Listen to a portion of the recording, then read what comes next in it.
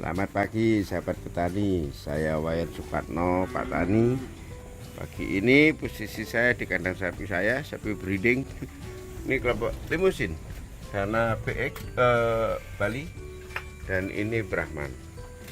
Tuh, pakannya solid. Tuh, senang sekali.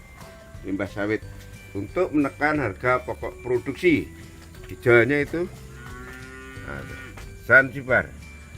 Jadi nggak perlu jauh-jauh, cukup di samping kandang, ngaritnya dekat saja agar mendongkrak laba ketika harga sapi normal. Ketika harga sapi turun tetap mampu berkompetisi karena HPP rendah sekali. Ini si bagong pejantannya keren. Ini Brahman. Tuh, berkat limbah sawit dan Zanzibar, kadar protein kasarnya 18%. Ini mampu hingga berpotensi 1000 ton per hektar per tahun. Salam penuh inovasi dari Wayan Supatno, Pak Tani.